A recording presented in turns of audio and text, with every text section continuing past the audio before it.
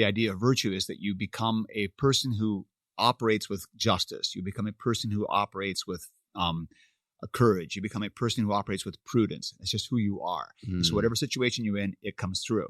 Now, the classic Aristotelian articulation of virtue ethics is, I would argue, fundamentally flawed, because the fundamental problem is that the Aristotelian virtue ethics is focused on me creating a better person, a better me.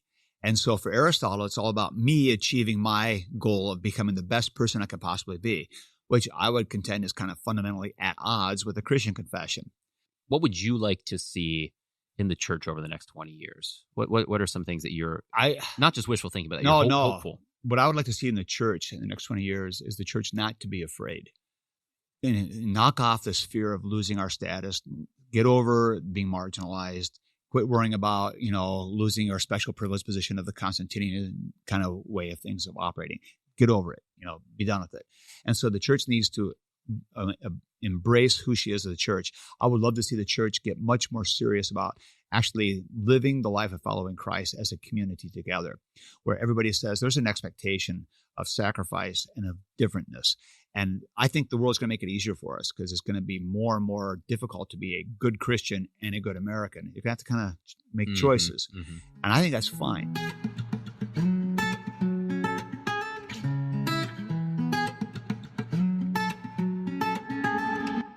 Welcome back to On the Line. We've got just a quick update on Lit for you. We've actually just finished recording our 5th course with Dr. Joel Biermann on virtue and ethics. Fantastic course. We're very excited to have these 5 courses finished. But the updates for you are we're tentatively looking at August 4th for our release. Everything's looking good. That will be completed by that date. And we've also had a number of churches that have already signed up for the Lutheran Institute of Theology. If that's something that you are interested in learning more about, we've got professional packets available for you.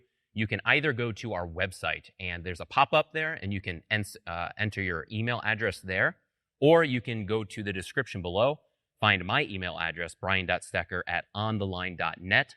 Just send me an email, and I can give you all of that information so that you can begin those conversations. So we appreciate your support, and we're excited for launch, but enjoy the episode.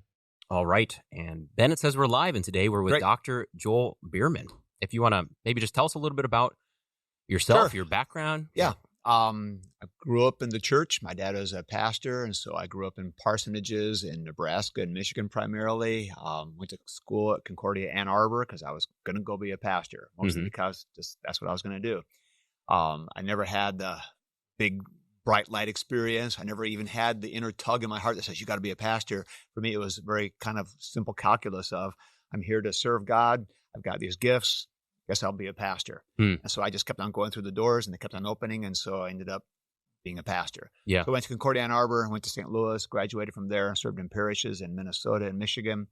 And then I was being told by people consistently, you should be teaching.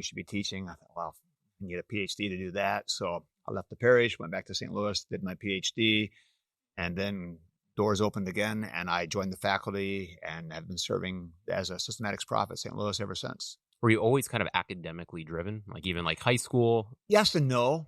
I mean, I was always an A- kind of a guy, and I never cared about the 4-point. I never cared about being the top. That was too much work. And so I like to goof around. I'll just be honest. Yeah. And so, academics came easily to me. I enjoyed it, but it wasn't the most important thing to me. And I'm still kind of that way. So I'm not a pure academic by any stretch. I look at myself as much more a pastor who teaches and does the academics because I kind of need to. And I enjoy parts of it. Love to read, love to learn, but I'm not a hardcore academic like some of my colleagues. Yeah. And we should know you were also baptized here at Trinity Lutheran in Waconia. I was. That's wild. It is kind of cool, isn't it? Yeah. Yeah, I get these full circle things. So my dad was doing his vicarage here, and so they were living in a little apartment over a tractor repair shop. I got pictures to prove it. Yeah. And so in December of his vicarage year, I was born on a Sunday morning. So yeah, I'm baptized here. That's cool. Yeah. Yeah. But you've been, so you've been mostly Midwest. I am a Midwesterner through and through. Yeah. Yeah. Yep. Well, I want to jump in kind of quickly because I think there's a lot to cover here. So really what the aim of our discussion is going to be. So you teach, we teach a handful of things, but systematics is kind of your department. Right. Is that correct? So I'm, of course, in the classic educational system of the LCMS, we have 4 departments, still doing the Schleiermacher way. We can talk about that for a long time if you want to. So we got the exegetical, systematics, historical, and practical. So I'm systematics, which is basically the doctrinal side of things. My particular interest is more contemporary doctrine, frankly, because I don't have to mess around with German. And so much because I'm not strong. I can pull things off that I need to, but it's not a strength.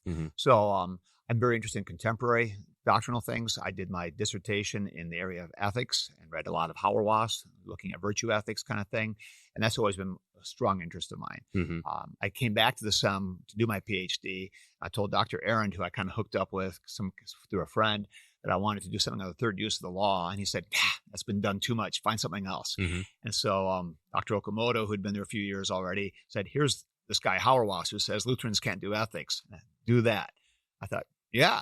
And so that was it. So that's what I'm doing ever since. So is that also you're doing a course with us for Lit that you're going to be recording tomorrow. And if you maybe just want to explain what that course is going to be. I'm going to do I'm planning to do 7 parts on ethics and kind of introduce the idea of why ethics matters, why Lutherans should be thinking about ethics, why it's hard for us to do ethics, and then I'm going to present what I think is a uniquely Lutheran approach to doing the Christian life, which is what ethics really is.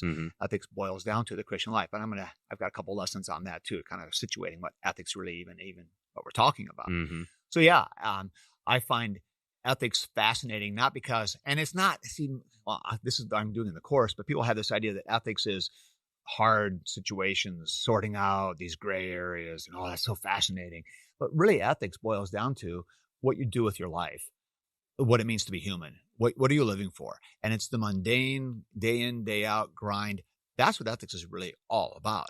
And you have to have an answer to that. And if you don't, what's the point? And so I think we have a robust, really powerful answer. We tend not to talk a lot about ethics because we get so hung up on our salvation stuff. AC4, which is a good reason for that, but there's room for more, and that's what I'm interested in. Always have been. Yeah, and love to dig into this stuff. Love to teach it. Love to talk about it. That's my real interest. So, but I like all of doctrine.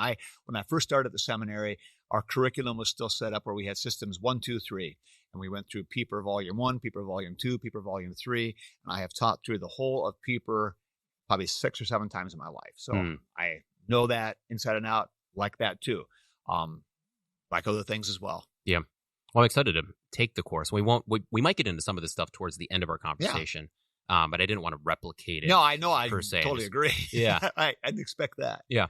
So kind of the aim of how I want to kind of frame this, right? With your systematics background, I was reflecting, and I don't think we've actually done this on this channel. And this is probably our 85th recording or something like that. And, we've obviously, we're a Lutheran LCMS, long form podcast. So we've dabbled in a lot of these areas. Sure. And we've had kind of a historical approach, with Kolb. Christian Einertson has certainly focused on specifics within like the Augsburg Confession and the Apology. And then we've got, Olowski and others. We've done kind of like, how does the early church relate? But, you've mentioned that contemporary is kind of your focus. But if you could just kind of frame from a systematic, right, kind of a logical point, like how do we go about Lutheranism with kind of the backdrop of why is Lutheranism the right system of thought that explains Christianity? Yeah, that's a great question. What I love about systematics is you're taking the church's teaching, this enormous, wonderful, rich 2,000-year plus history of the church's teaching, and you're saying this all matters. This is God's reality. And then how does this apply in relevant, really important ways for people right now today? And that's what systematic theology does. If we're only looking at what was taught, that's just historical theology, which has its place, critically important. And if we're just trying to think through what's the Bible say about stuff, that's great. That's exegetes, fine. But if systematics is interested in saying, we've got this truth, what's it mean today? And so one of the things that we do, Karl Barth was famous for saying you have one in the newspaper and the other. So you got to pay attention to the culture. Systematic theology, in my opinion, is best defined as God's application today. It's the translation, or it's the articulation of God's truth for the context you're in today. So that means we need to pay attention to our current context. We need to care about it. And so a good systematic system, you're trying to systematize the faith. But man, if you're trying to do it in a way that, just kind of, this is the way we've always done it, you're missing the whole point. So systematics by definition is kind of dynamic. And that makes some people nervous because, well, you mean you're changing? Well, God's truth does not change. God's truth is what it is, but the world is continually changing. And the needs and the applications and the emphases are always shifting around, so you have to pay attention to that.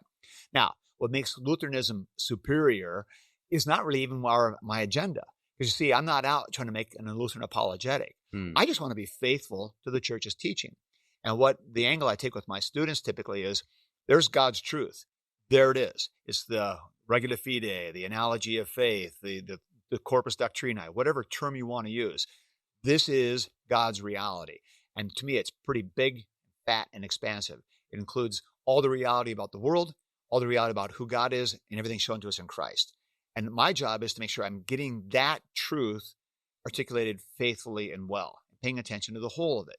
So, in a sense, I'm not that interested in trying to defend a particular tradition as much as I think that this tradition is the most faithful to what God has given us. And it's not because Lutheranism checks some boxes that make me feel good. It's because I think Lutheranism does an outstanding job of really paying attention to the fullness of the church's teaching. This was Luther's motivation. You remember, Luther was not interested in starting a new church. He did not want to say, well, I want to do a church that has these emphases. That's what I want to do.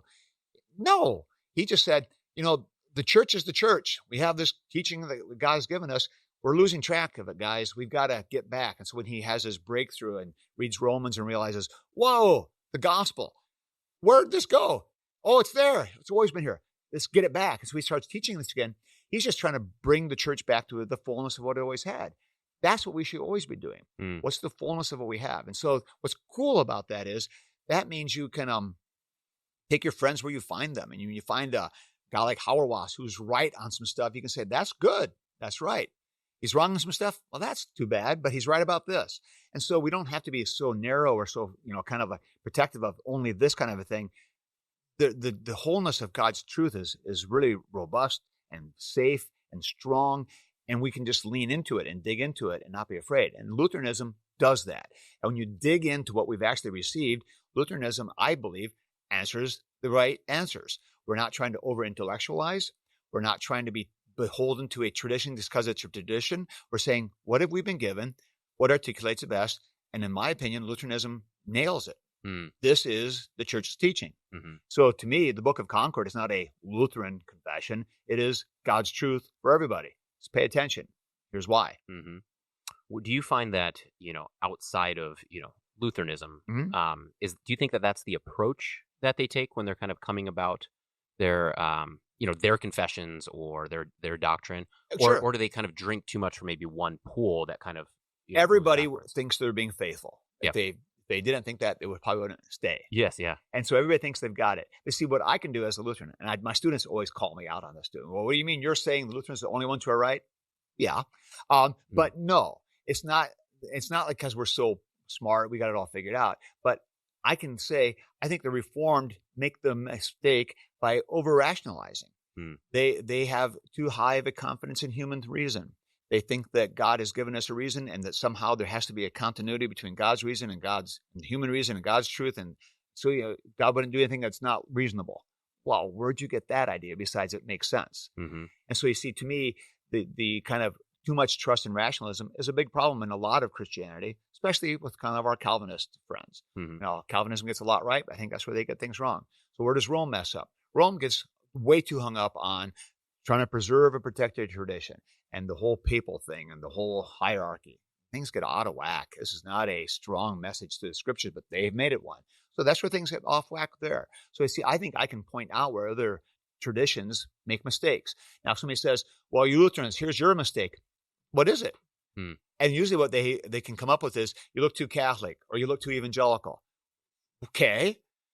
But that's just a complaint you have because we're not like you. Show me where I'm out of sync with what the church has actually been given. Show me that. And that to me is our strength. Yeah. So the accusations come on kind of external. I think but so. They don't necessarily go to like the Book of Concord. Like they're not getting to like, well, here's what you articulate that is actually incorrect. That's been precisely my experience. And like I said, I even get pushback from my students. Oh, that sounds so arrogant. You think you're just the only one right. I get that. It does sound that way. But if I wasn't persuaded of it, why would I be here? And I am And the more I read of Luther, and Kolb talks often about, he had a lot to offer us. Yeah, no doubt. And the more I read Luther, it's just, Luther was not interested in an ideology or establishing a system. He just wanted to get the gospel proclaimed clearly. Mm-hmm. And he wanted people to know that and to live in that truth. That's what I want. Mm-hmm. That's what Christians want. And when Christians gather around that, we find a lot of common ground. And what I'm always fascinated by is when Christians start to actually dig in the church's teaching and really pay attention to it and kind of set aside all their commitments to their, I like this, I don't like this, just what's actually being taught. They find so much common ground, and it ends up resonating with a lot of Lutheran positions. It's really hard to point out where Lutherans are. Well, you're just wrong on this. Show me.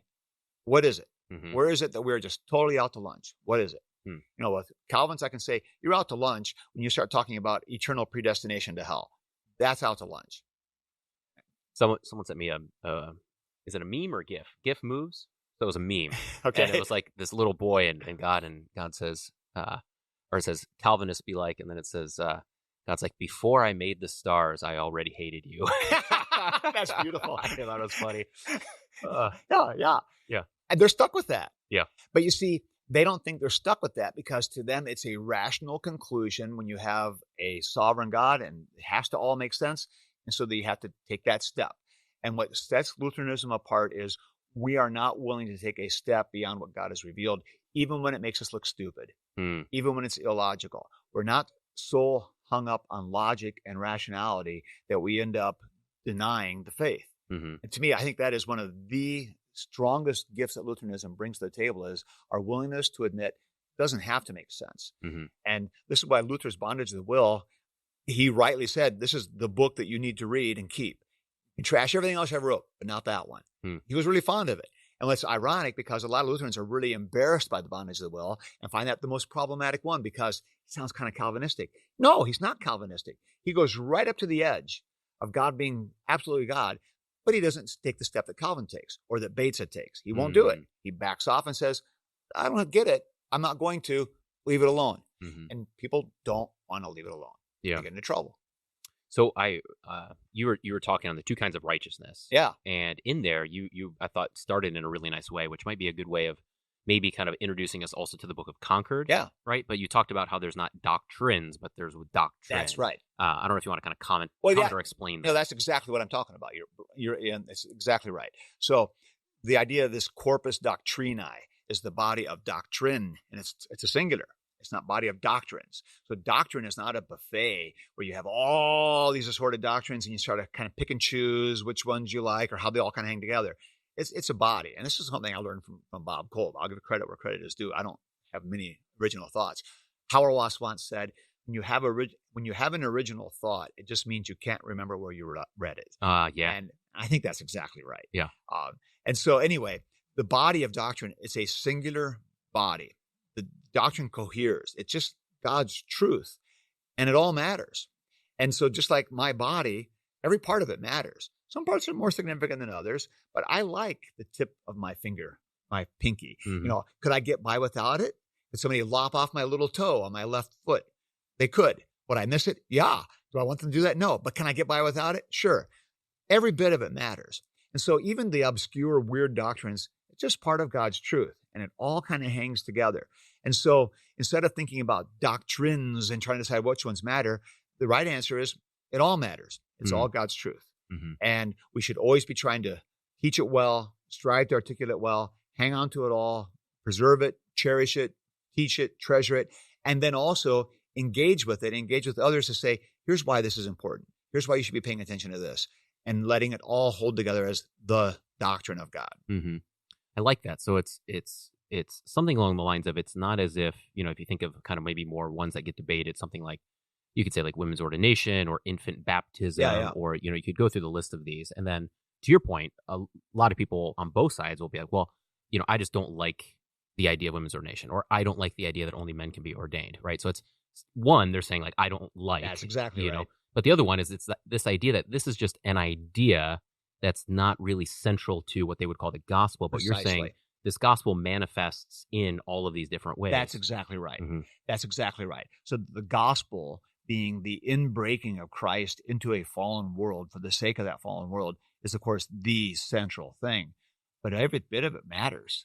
The world he comes to redeem is the world he created a certain way. He loves it. And he came to redeem it because he loves it so much. So that matters. And so the structure of the world matters. And the way that things all hang together matters. And this has huge implications for law and gospel, which has huge implications for ethics. Because if we think only thing that matters is Jesus and the gospel, well, he came to redeem something, and it matters the way that's set up. And so, yeah, exactly right. And I don't get to have the freedom of saying, well, that's just a peripheral doctrine, and it's not one I'm real fond of. Well, who made you judge and jury anyway? Who cares what you feel? And see, this is the thing I love about Luther. What personal preference? Irrelevant. Doesn't matter. Luther lived that out. You know, there are things in our Christian confession which I'm not crazy about, frankly, that give me pause. I don't get an option. It's there. This is what God has said. Okay. And I don't get consulted. And I don't need to be. I teach what I've been given. Yeah. I always love that moment in Bible study where you say something, people, they kind of give you that look. Yeah. You're like, I didn't write this. That's exactly right. I didn't write this. This is what it says. That's exactly right. You know, this is the comfort that a pastor has when you make this his ordination vow. When I offend people with the gospel, it's God's problem, not mine.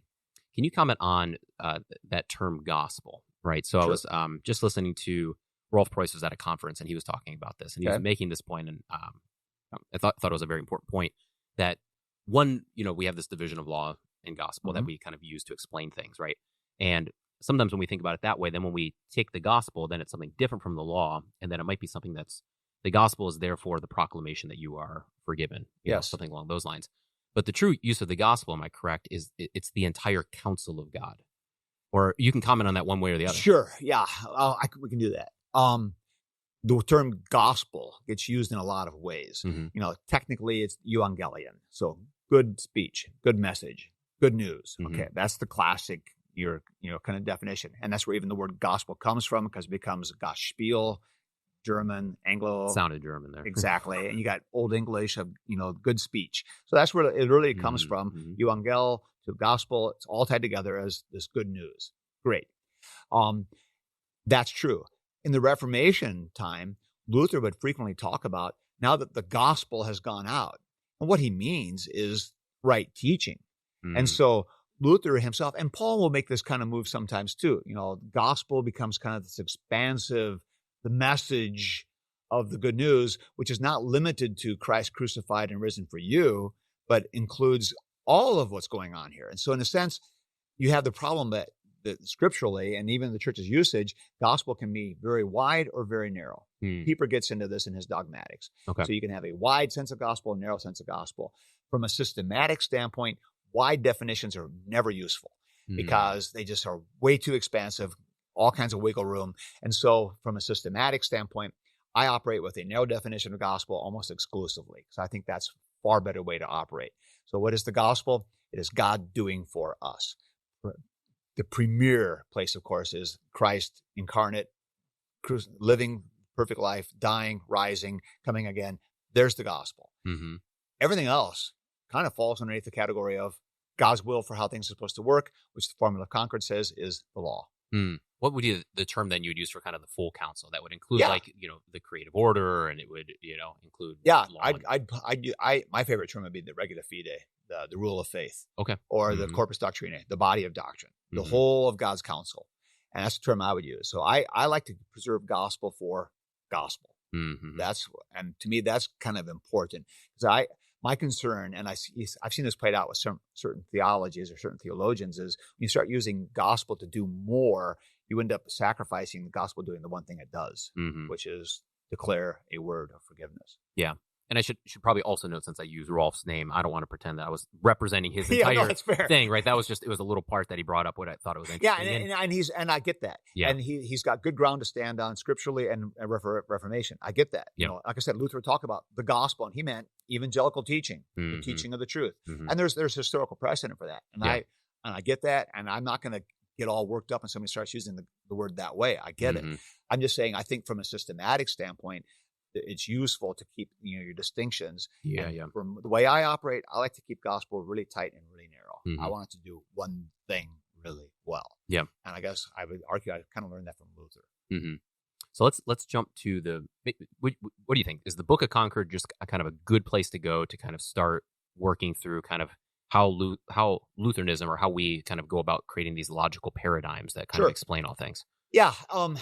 The Book of Concord, I think, is a great expression of God's truth. Mm-hmm. But what's interesting is the Book of Concord isn't trying to systematize as much as just kind of lay things out. This is how things go. And so here we have the truth. And the truth is this, and it's presented this way. And that's what Melanchthon's doing. And you have to always pay attention to the context. So the AC, you've got Melanchthon being kind of called in front of the princes, or to help the princes to articulate their faith. Mm-hmm. Here's what we're actually teaching. Here it is. And so everything else kind of just grows out of that. So the Book of Concord is interesting because you don't have, let's talk about law gospel. And now we have a whole section of law gospel.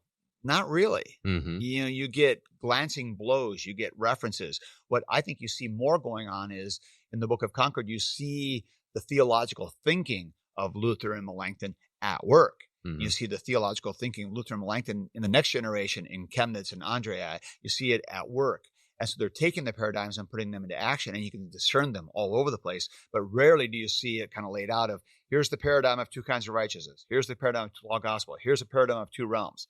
That doesn't happen. Mm-hmm. But what you see is those ideas are at work. So the systematician, my area, is to say, look, here are these paradigms that are at work. And when you see the paradigm and understand it and read the Book of Concord through that lens, boom, everything starts to drop into place. Like, whoa. Mm-hmm. Just like when you're reading Book of Romans with the law gospel lens. Mm-hmm. Now I see. Mm-hmm. Bingo. And see, it's not like it's new truth. It's just, this is the framework that helps. And so the frameworks like law and gospel and two kinds of righteousness and two realms are things that Luther and Melanchthon just operated with. And they were in their thinking.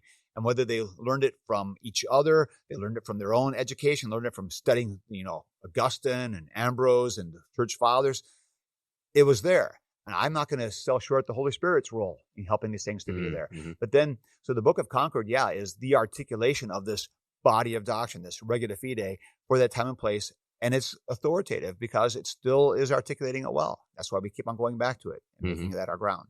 Yeah. So I think, so the goal, because I'm going to ask kind of which way you'd rather go about it. Yeah. So like the goal would be to kind of articulate what that framework is. So someone can kind of map out, like, here's the system, here's the way that we're going about kind of understanding what truth, goodness, and beauty is. So we could certainly lean on the Book of Concord. If you wanted to go with something like Pieper, how would you like to kind of go about mapping that out for the listeners? Yeah. Well, see, the way I would like to go is to say we take kind of this whole deposit of faith. There's another term for regida fide. And we try to read the reality or re-ask the questions we're asking in light of that truth. And so the Book of Concord articulates that beautifully. That doesn't cover everything. Mm-hmm. You're not going to find a ton about the transcendentals in the Book of Concord. Yeah. Is what the Book of Concord teaching relevant for that? Hugely. Absolutely. But see, in other words, sometimes you have to go to other resources in that deposit of faith to find answers that are more fitting. Sometimes Aquinas is a great source, frankly. Yeah. And I'm not afraid to say that. Yeah. Yeah. I learned a lot from reading the Summa of the Summa. Oh, amen. Yeah.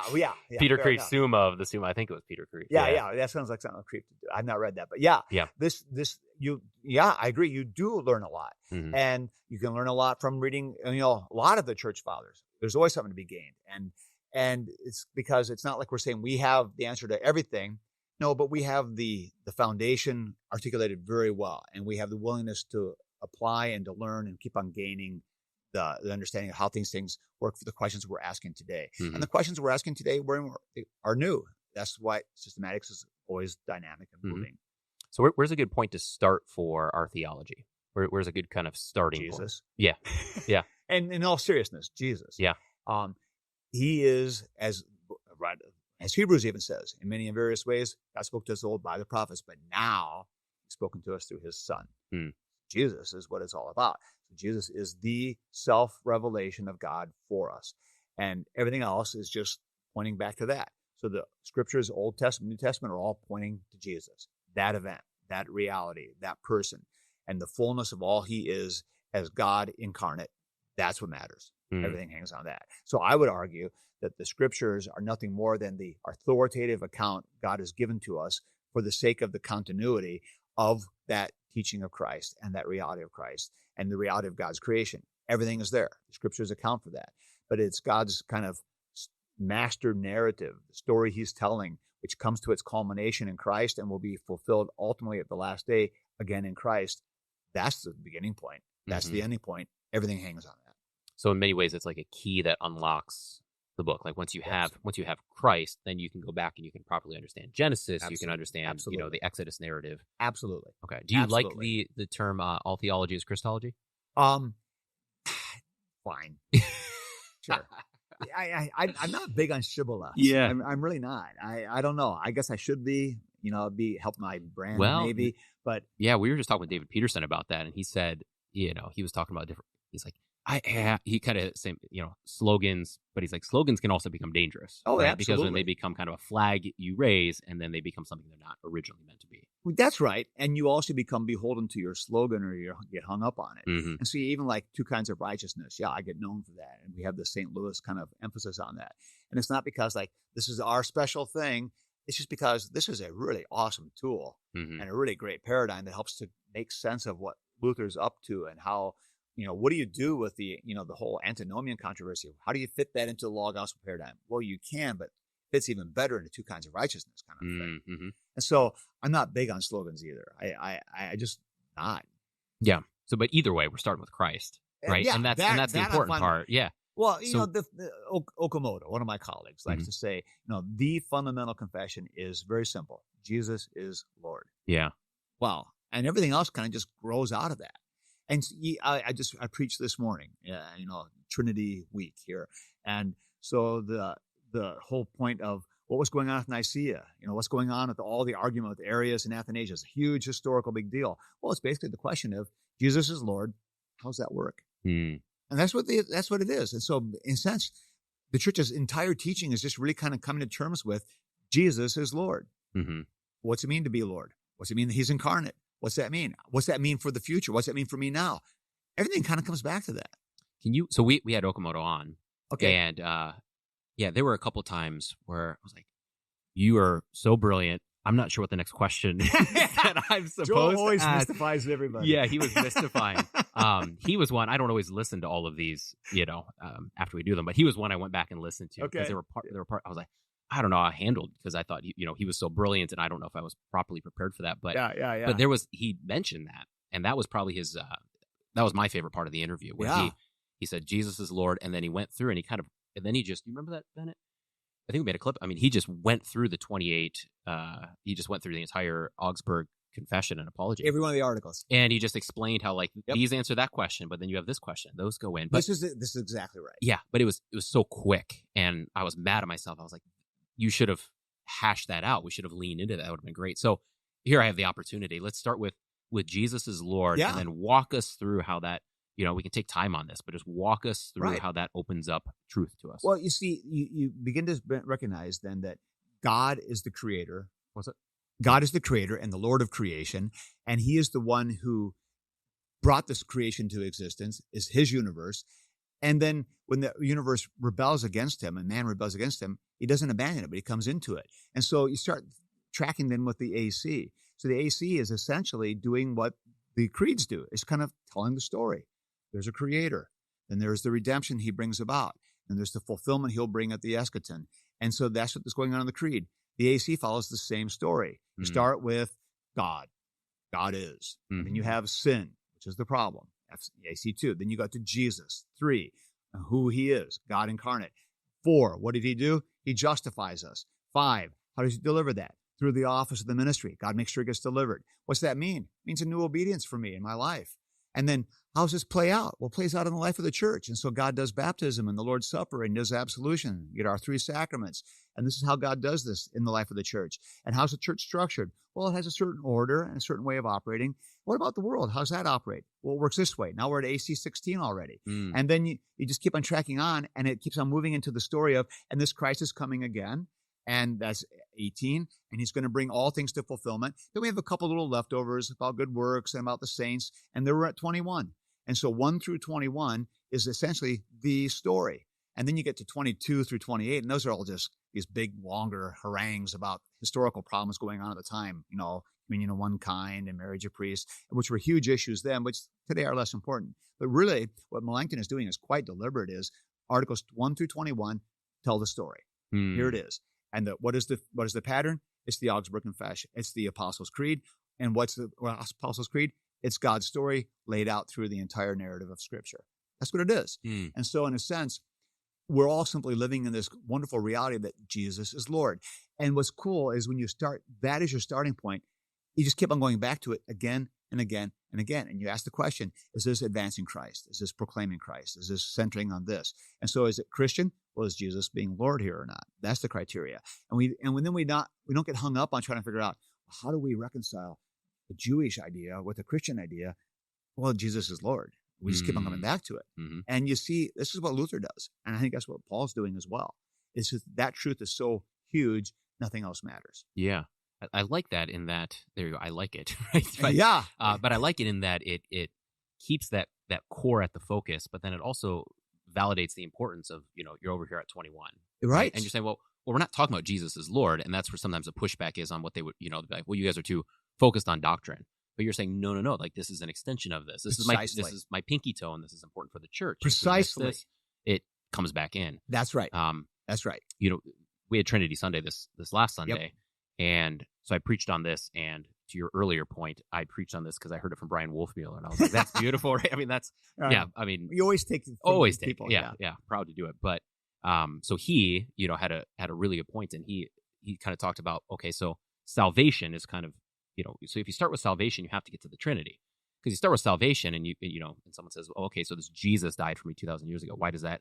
How does that actually affect me today? Right. In the way that you're saying? Yeah. So then you have to articulate, well, Jesus is God, but he was also man. So you have to get into you have to explain the incarnation. That's right. And then say, well, how does that work? Like, how could God send God? And that, like, then you get into that, and at some point you have to explain the Trinity. So it's like the Trinity doctrine is not disconnected from salvation. It's necessary to say Jesus is Lord and He has accomplished salvation. It all hangs together. And so the cool thing about theology is you take one part and start to pull, and you get it all. It all comes eventually, and it comes pretty quickly.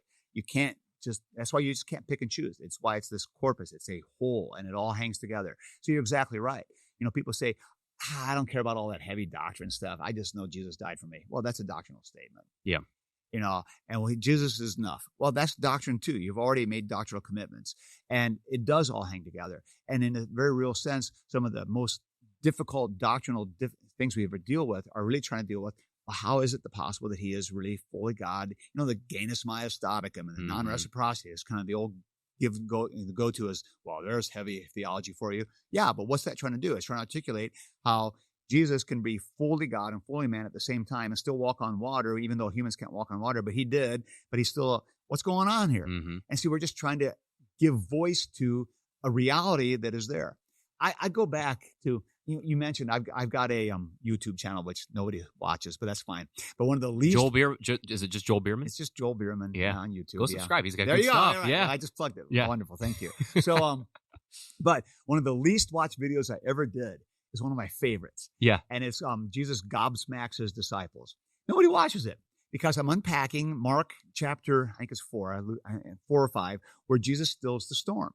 And it's my favorite gospel story outside of the Passion. Because here you have the disciples out there with Jesus. He's asleep in the stern of the boat. Mark tells us all these details, asleep on a pillow. And then there's a huge storm that comes up. Disciples freak out, and they wake Jesus up. Don't you care? We're dying here. I love the irony there. Don't you care? What do you think I'm doing here in the flesh? Of course I care. What do you think I'm doing? I care. But that's lost on them. So then He wakes up, and the point is, where's your faith? So then He just says, stiapo. The Greek command, be still. Boom, instant flat water. And the disciples are rightly blown away. They were afraid before, now they're beside themselves in terror. Because the only one conclusion they can have is the dude in the boat with them must be the God of the creation. Because nobody else gets to do this. And they don't know what to do with it. And so what you have through the whole New Testament is essentially this reality of, here comes Jesus, God in the flesh, doing God stuff, and the disciples don't know what to do with it. Nobody knows what to do with it. And then in the early church, we've seen Him resurrected, we've seen Him ascended, but we're still trying to figure out what to do with it because it's just so huge, it's so big, it's so enormous. How do you ever get your mind around it? And you don't. And yet we keep on trying because it's important. And that's really, so you're exactly right. Jesus is Lord is the bottom line thing. It all hangs on that. And it's really cool because that's what the disciples are trying to figure out. He's God, but he can't be because God's God and he's a man, but he's God. What's going on here? And so it's this stunned reality of here he is in the flesh. So everything hangs on Jesus. Everything. Yeah. And there's this aspect too where like everyone has a full-fledged doctrine, whether they think it or not, exactly right? So it's if you don't go about the work of doing it the right way, then you're going to come up with whatever conclusions you want. And that's where you might say, well, Jesus is Lord. And then, you come up with like all of these other weird notions of things. But it's like, once you get to these details that, the systematicians are going to say, well, actually, this is really important that we hash this out. That's right. Then you find that if someone has not hashed that out and you ask them 3-4 questions on, so who was Jesus? You might get to something like, well, he was a really good guy, or God chose him, or you might get to something where it's like, well, it was just, God inhabiting a flesh for, for a period of time, or, and it is, I always find it's amazing how many people don't think that Jesus still has his body in heaven, right? Which shows that they've got a misunderstanding of the incarnation. That's exactly right. Yeah, he left his body and flew back to heaven. Yeah. So when Joel Biermann's like pressing in on, we need to get all these details right on the incarnation. Yeah. It's not just because we're playing at theology or philosophy. It's like, well, if you don't get this right, you're going to misstep. And, does that misstep mean that you're not going to be saved? Not necessarily, but it means that there's some weeds in the garden. And if you don't deal with those weeds, we know what happens with weeds. They spread. This is right. And so this is what makes theology so much fun. Yeah. Because you're doing this heavy thinking, and it's a blast. And it matters. It all matters. It's not just theoretical stuff. It matters. So you're exactly right. When we talk about, well, Jesus is this, stuff hangs on this. And if you get this wrong, it has consequences. And as you said, you're right, Brian. Maybe it won't mean you're going to lose your salvation, but man, you're going to miss out on stuff. It's like when the person denies infant baptism. Okay, I guess you can still confess Jesus as your Lord and you can enjoy salvation, but what are you missing out on? And how many people are you cheating of the comfort and the assurance of knowing that God has at work here? And what kind of understanding of the gospel do you really have if you can't let God claim babies? What's going on here? And you see, there's a lack, and that's what it's a sadness that kind of comes to me more than I've got to win here or look, I'm right. See, I argue doctrine not to be right or not to prove the supremacy of Lutheranism. I'm not really interested in proving the supremacy of Lutheranism. Look, we can beat everybody. We got a better argument on everything. It's not the point. The point is, do you actually have the fullness of God's action in Christ? And are you really embracing it and living in that reality? And is it giving you the freedom and the joy and the comfort that should define the Christian life? And if you're missing out on those things, that's what I'm interested in. So I love teaching theology because it frees people to live like God created them to live. And that's a joyful, really exuberant, really kind of a blast life. That's how I look at it. Let me ask you this. So in Lutheranism today, you're saying, right? And as you're kind of, talking about, all these different articles and, these different, focal points of doctrine that, what areas do you see that we might not be as strong on as we should? Well, I know my own tradition best. I know an LCMS kind of take on things.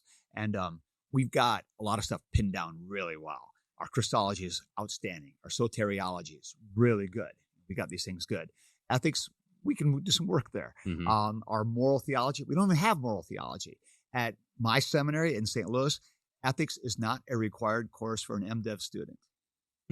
Yeah, chew on that one for a minute. Yeah. Do you know if it is at Fort? I know I took ethics at Fort Wayne. I think it is. Okay. There is an ethics course required at Fort Wayne. It's required of our deaconess students, but not of our MDiv students. Interesting. Yeah, more than interesting. Bizarre. Yeah. And so that's an area we can, I think, spend more time thinking about. Now, we have history there. We have resources. It's not like we're totally absent there. Lately, I've become kind of committed, and I'll say this publicly, that I think we need to spend a little more time thinking harder about fellowship and what it means to actually have fellowship and what is it that binds us together. The whole Regula Fide matters. Every bit of it. Even my little pinky toe matters. I care about every single bit of that Regula Fide. It all matters. And yet, to be in Christ is to be in Christ. And there is a fellowship that bridges even doctrinal disputes, and yet the doctrine still matters. And how those hang together, we haven't sorted that out to the degree we should. And it's not easy. and it's not simple, and I don't have ready answers. If I had an answer, I would give it, but I don't have one. But I think we need to spend more time thinking about that. I mentioned this before when we were just talking a little bit, that it's easy for us to be really concerned about unionism, rightly so, but we should be just as concerned about schismatic division, and that is just as detrimental a problem. And that doesn't mean we gloss over doctrinal differences. I'm not advocating that, but finding a way to actually function together as the body of Christ with our different ways of thinking about things, we need to get better at that. Yeah. And we could there's some room we could grow in that area for sure. Yeah. Because we were talking about that a little bit before we started recording. Yeah. And it's, one of the effects is if you keep splintering, and you keep saying, okay, you take the LCMS, it's like, okay, we've got irreconcilable differences in these areas, so we're just going to split. Yep. At some point you don't have a presence in the world. Right? This is the very real downside on a pragmatic sense is it absolutely hurts the witness, and it hurts our impact, no doubt about it. I would say that from a theological standpoint, it's also really wrong because unity matters. I've written about this, but I don't think we give it this enough attention. St. Paul, when he wrote to the Romans, gave some pretty specific counsel at the end of his letter about what to do about the weaker brother who was hung up on meat, sacrificed to idols. And this was a serious problem in the early church. You've got some sensitive souls who don't want anything to do with this meat sacrificed to idols. Others don't care. Paul is very explicit. That means nothing. This meat sacrificed to idols, these idols are nothing. It's no big deal. Do what you want. But then he turns around and says, but for the sake of my brother, I won't eat meat. Because I don't want to offend him. Now, see, what's stunning to me about that, we say, oh, this is so cool. Paul has love. But see, there's a doctrine at stake here. There's the doctrine of the freedom of the gospel. The fact is, these meat-hung-up people are legalists. We would nail them as legalists today. We would give them no quarter. You hung up, I'm going to eat my meat. There, show you, dude. Look what I can do. That, frankly, would be kind of the attitude we would tend to have. Because, look, not going to ruin my gospel freedom. But wait, what does Paul do? There's a doctrinal issue at work here. And he's willing to say, for the sake of unity, I'll put up with some junk for a while. Now, how long will he put with it? I'm not sure. In Galatians, he takes a rather different tack. But there, the gospel is directly at stake. And he will allow no room there. But in Romans, he'll cut some slack. And that, to me, is fascinating, that he is willing to sacrifice quite a bit for the sake of unity. There's a lesson to be learned there. So now I'm not suggesting, don't hear me, I'm not suggesting we start backing off of doctrinal fidelity or, cutting corners here or finding the lowest common denominator. That's never the way to go. But there's got to be a way of saying, for the sake of unity, what are we willing to give up? For the sake of working with somebody and keep on helping them come to the fullness of the truth. That, to me, is a Paul, Jesus way of operating. Yeah. And I think we have an opportunity for a lot more of this dialogue. I think so. I think that's one of the good sides of technology. It is. And what I find really encouraging, this goes in a much wider circle than even Lutherans, is that, we read widely. The farther you go in theology, you start reading everybody. And you read a lot of people who are heterodox, on many things. And yet you learn stuff from them. And one of the things I find really fascinating is that the more people from other traditions pay attention to what the church really actually teaches about things, what's really going on in the Bible, what's really going on there, what did the church actually teach, the more they start finding consensus. Yeah. And the consensus they find sounds a whole lot like the Book of Concord. It really is fascinating to me. This is kind of where we should come down. Yeah, it's where we've been. And that's reassuring, but it's also a responsibility we have of not just taking our ball and our theology and circling the wagons and saying, leave us alone, we don't want to be contaminated. I think we need to be much more robust in saying, we've got a lot to share. Let's talk. And I love your idea of let's dialogue. Let's have these conversations. What do we have to be afraid of? I learned that really strongly from Bob Kolb, who just has this attitude of, I got nothing to be afraid of. Yeah. We've got God's truth. I'll talk to you. Sure. Let's interact. Because what do we have to be afraid of? We're not going to get contaminated. We're not going to lose the gospel or lose our doctrine. We understand this. We should be sharing it freely and with zeal. Yeah. And one of the effects of being fearful of those kind of dialogues, or forming friendships with those that are outside the faith and then continuing that dialogue is I do think that we've shied away then from being able to have a public voice. I have a good friend, Daniel Broadus, and he goes to, I can't remember what the conference is, but it's maybe Anglican-led, Okay. but it brings in a lot of kind of academics. Yeah. He's finishing up his Ph.D. work, so it brings academics from a lot of different traditions. And he said he went, and they found out he's from the LCMS, and they're like, we don't get people from the LCMS here. It's like they don't normally like this kind of setting, and he's a champ. He's great. He's not afraid to talk to anybody, and he's very philosophical, and he enjoys that. But more of that's good too. And that is an opportunity to get that message out. If you, like you said, take your ball and go home, they'll continue their conversations, but then your voice isn't there. Right. That's right. And so I think it's awesome that we've got guys who are going to those kinds of conferences and finding a way to talk and interact with them. I went to ETS for a few years. What's ETS? Evangelical Theological Society. Okay. Mm-hmm. This is the big thing in the evangelical world. They have an annual meeting. It's a big deal. And so there's a group here in Minnesota, actually, of free Lutherans who are quite committed to this. And so they invited me to come. ED free, or is that different? It's the Association of Lutheran Congregations, Free Lutheran Congregations, AFLC. Okay. Association of Free Lutheran Congregations. And so I got some good friends in that group and have good interactions with them. Some of them have been my students, and I love those guys. And they're committed to going to the ETS. Kudos to them. I think it's great. I did that several years. I went to those conferences. I went to Denver and out to San Diego. San Diego's beautiful. But anyway, a lot better than December and November. Let me know next time there's a San Diego. Yeah, I know, exactly. But so I went, and what was interesting is the ETS, they gave a Lutheran study room. And so we had like one whole morning of papers we were given and stuff.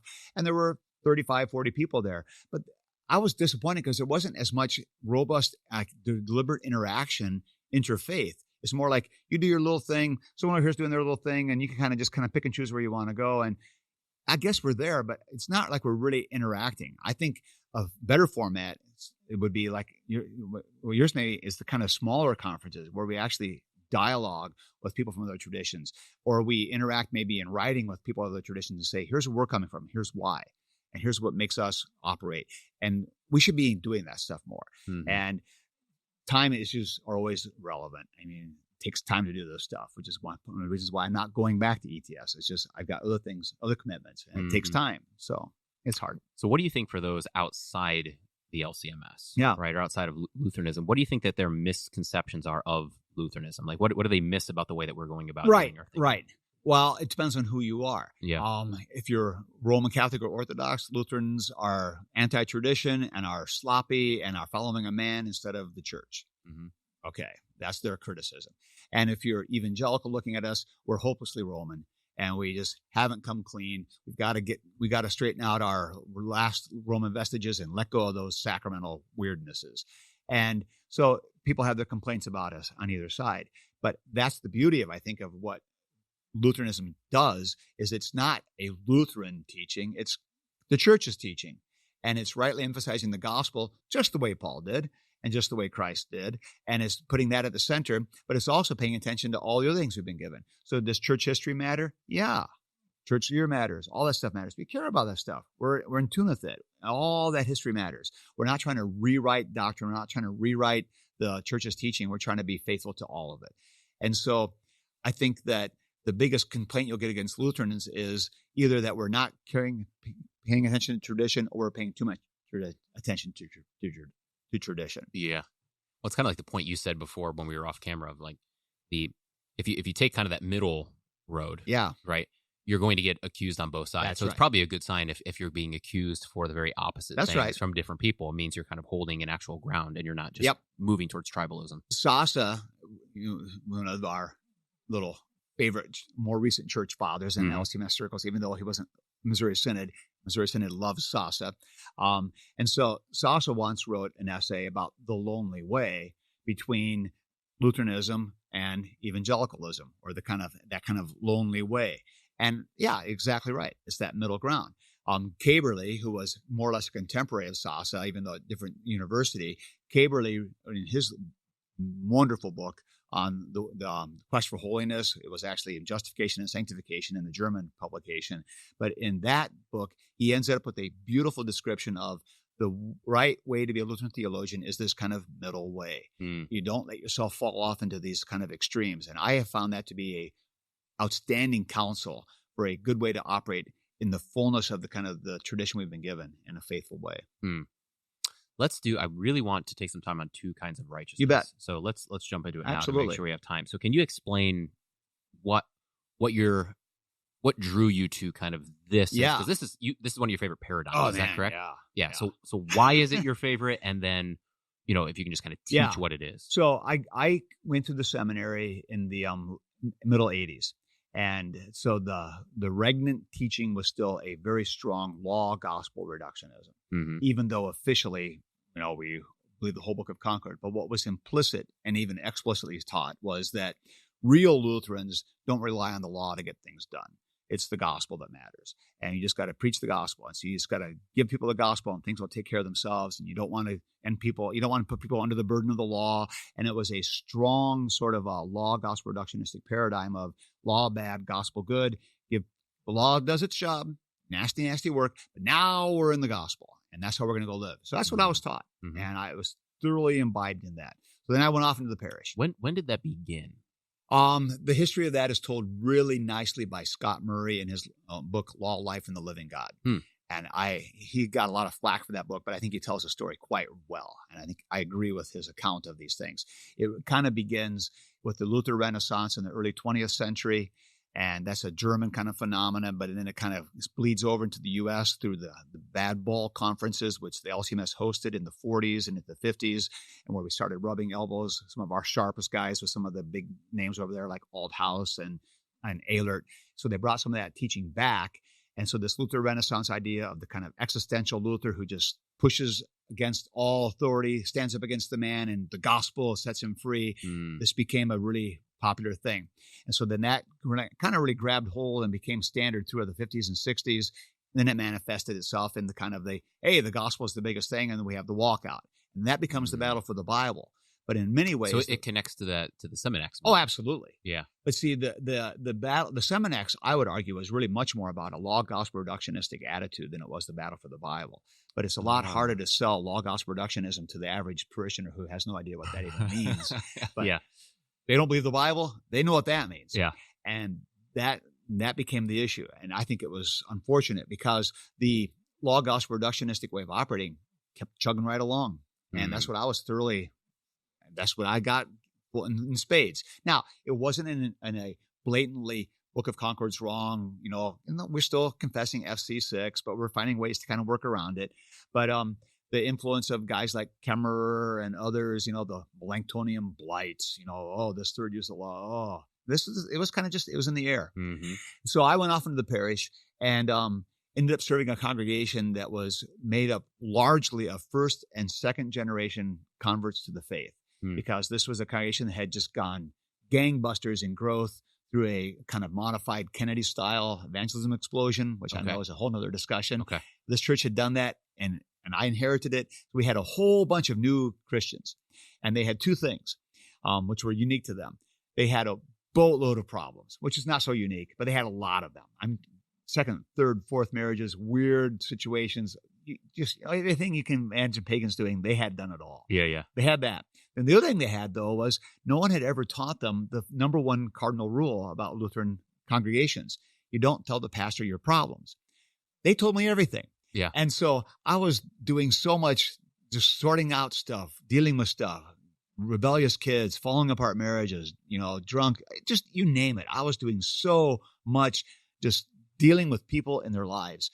And I was trying to do it the way I was taught. Jesus loves you so much. Don't you know what he's done for you? This is going to make you a whole new person. Yes, great. I have his forgiveness. Now, what do I do about my rebellious kid? And so I found myself going to other sources to find answers for these concrete, real situations. And so I felt guilty about it. I'm selling out my heritage. I'm being evangelical. I'm not doing it the way I was taught. I should be doing it just the gospel way. And yet they needed real answers and real concrete answers. So this is what I was dealing with. So then when I decided to go to the seminary to do my Ph.D. work, I was very interested in trying to do something on the third use of law and come to terms with this. That's why you wanted to do that. That's exactly why I wanted to do it. Because I wanted to find out. I was trying to justify what I was doing or find out why I was wrong. And I wanted to deal with it. What's going on here? I wanted to deal with this. And I was dissuaded from that. Third use is kind of, that's been beat up too much. Do something else. But then this is about the same time that Dr. Kolb and Dr. Aaron had published some stuff on this idea of two kinds of righteousness. And so I read it and I thought, whoa, this changes everything. Mm-hmm. And this is what I need. And they had not emphasized the ethics side of it so much, but that's what I jumped all over, because this gives us the way to talk seriously about life right now and how we sort these things out, and everything started to drop in place. And then this became my dissertation. I started reading through Luther, and primarily through the Book of Concord, and realizing all the times that this paradigm comes through and how Luther embraces good works and doing good works and formation and habituation and shaping. These are Aristotelian ideas, which he's not supposed to like, but he's leaning into them. And he's saying, Nicomachean Ethics, best book on ethics written, we should all be studying it. This is the guy who called Aristotle the damned rascally heathen, And so which one is it? Well, the two kinds of righteousness tells you. If you're talking about righteousness before God, Aristotle's a damned rascally heathen. He's going to send you to hell because you're going to try to earn your righteousness. But if you're talking about the world around you and your relationships to other creatures, you better pay attention to what God has told you, how the world works. And there, Aristotle's got all kinds of insights into the way the world works and how things operate. Get busy, go do it. And it's like, wow. So, two kinds of righteousness boils down to basically this. Righteousness means to be in a proper relationship, to be rightly related. That's the core idea of dikaiosune. So, to be just doesn't mean I'm morally pure, or I've arrived at some kind of level. It just basically means you're in tune. You're where you're supposed to be. You're righteous. And so when you're in sync with things, working the way they're supposed to, you're righteous. That's what it means. You're what you're supposed to be. So in other words, you've achieved your telos. You're where you're supposed to be. You're doing what you're supposed to do. So if you have a 10-year-old car that's got lousy upholstery and is starting to rust through, but you go out there and it turns over every time and it gets decent mileage, you can rely on it. That's a righteous car. Okay? Because it's doing exactly what it's supposed to do. It's a righteous car. That's righteousness. Now, from that standpoint, Luther articulates this explicitly in his great Galatians commentary. It's Luther's Works, volume 26, and he does it from pages 3 to 12. In the space of 9 pages, he lays this out beautifully, and he calls this the argument of Paul's letter to the Galatians. In other words, this is the basic framework you have to know to make sense of what Paul's doing in Galatians. And what he does, he says, there are many kinds of righteousness. There's a righteousness of families. There's a righteousness of politics and how you work in the political realm. There's a righteousness of your employment. He didn't use all these examples. I'm just thinking more to kind of play this out. So in other words, I can have a righteousness in my family life. If I'm a father, I've got things I need to do. And if I'm doing my father's stuff well, I'm a righteous father. I can have righteousness in my marriage. If I'm being a good husband and my wife is feeling cared for and loved, I'm a righteous husband. Okay? I can have a righteousness politically. I need to pay my taxes, obey the speed limits, pay attention to what's going on. I have civic righteousness. Great. He says, now, this is true. Righteousness is many kinds. He says, but above all of these, there's another kind altogether different, which is a righteousness of faith. And this is the righteousness that comes in our relationship with God, which is altogether different. And it's not something you can ever earn or deserve. It has to be given to you. It's a righteousness that is passive, he says. You don't make it happen. It comes to you. So then basically he says, essentially, there are really just two kinds of righteousness then. There is the righteousness that is passive, received in faith in my relationship with God. Then there are all the other kinds of righteousnesses, which are all active, things that I'm doing in my responsibilities, in my vocations, another huge term that is relevant here, in all these tasks that God has given me. When I'm doing what I've been given to do, I have a righteousness in those realms, and that's my job. It's active righteousness. And here you have it, these two kinds of righteousness, and they are both at work. And he even says in the Galatians commentary, this is our theology, by which we recognize two kinds of righteousness, a righteousness of the world, which is active, and a righteousness of heaven, which is passive. One comes to me from God and is given to me. The other one I work at and I do and I operate because it's been given me to do. And that's the two kinds of righteousness. How do those two relate? That's the huge question. And I spent a ton of time trying to figure out how these things hang together and what's going on here and where they come together. And I have come to the conclusion that the best way to answer that is that they come together inside the Christian, period. In other words, you, the Christian believer, know what it means to live in faith before God and just simply receive his gospel and just say, oh, how cool is this? And just bask in it. Yeah. You know that. Man, but you also know what it means to say, my wife is counting me to take the garbage out. I got to do that. My kids need to be helped with their algebra. I got to do that. My dad needs me to help take him to his doctor's appointment. I got to do that. Mm-hmm. I can't turn to anyone and say, God loves me so much. I've been forgiven. They'll say, so what? Good for you and God. Now do your job. Yeah. And they're right. And that's my act of righteousness. And so I live in both realities all the time. I know who I am forgiven in Christ. And yet I've got things I need to do. To try to tie those two together more tightly, I think always runs into trouble because you end up running them together. And if you run them together, you're messed up. Because if you try to take active human righteousness and bring it before God, you've just brought works righteousness into salvation. It's all messed up. And if I take free gospel forgiveness into my human relationships, I become antinomian or licentious, and I become a moral loser. That's not good. Both are real problems. But when we try to figure out what's the exact relationship, well, the standard easy answer is faith comes into me and now it flows out into all my relationships. Well, that's great. That's simple. But the reality is that what I do actively also works back the other way. Yeah. Because if I learn the habit of going to church, does it help me to stay in the gospel? And if I learn the habit of being obedient to God, does that help me to pay attention to what he tells me when he forgives me?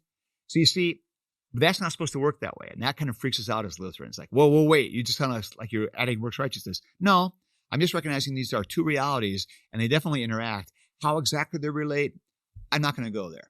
And my argument to support me here is Luther and Melanchthon never go there either. They never get to how does this exactly work? They just talk about both things quite freely and strongly, both things. But they never try to get into how they work together beyond the fact that they're both true for the Christian at the same time, always at once. And so where do they come together? In me, the believer. That's really good.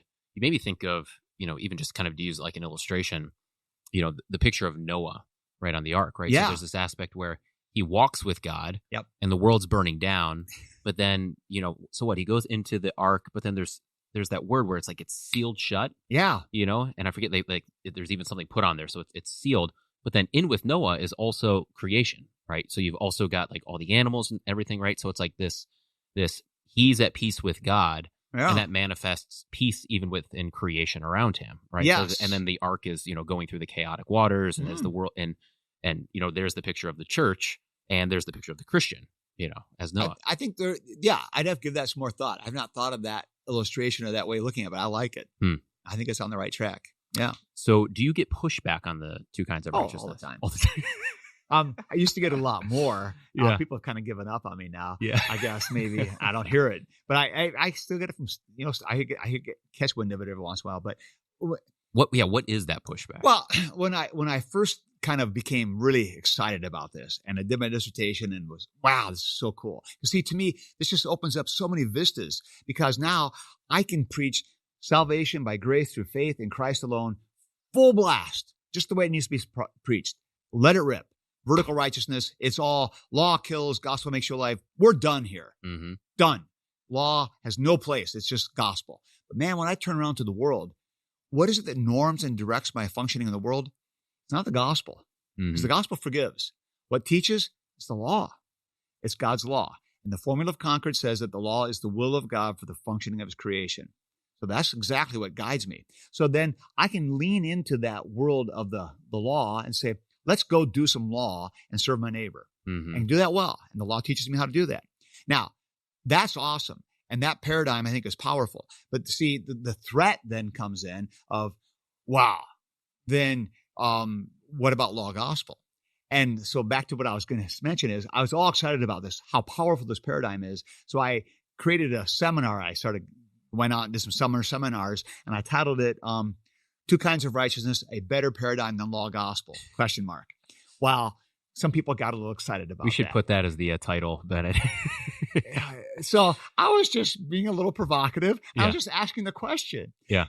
But people took it to heart. And there's like Biermann's anti-law gospel. He's he's introducing a new teaching. And the whole point is, it's not a new teaching. This is in Luther, it's in Melanchthon. And I went out a couple of times and I was asked specifically to come out defend your two kinds of righteousness over against law gospel. And I remember specifically, I won't mention the district where I did this. I went out and did a full day and a half. I went through it all, laid out everything in Luther, everything in the Book of Concord, everything in Melanchthon, 45 minutes for Q&A, answered every question. We had 15 minutes left, dead silence. Everything's great. Awesome. Laid it all out. Everything's cool. I got back to my office. A couple of days later, I got an email. You're still wrong. I thought, you. So did they explain? Was it a love for law gospel? Yes. Was that what it was? It was. Yeah. I was taught this way, and therefore this is part of it. paradigm. People will say, "I never heard this. I didn't hear this. Me either. I didn't hear it either. But it's in Luther. Well, I should have heard it. And it's a new paradigm. It's a new teaching. Well, it's not.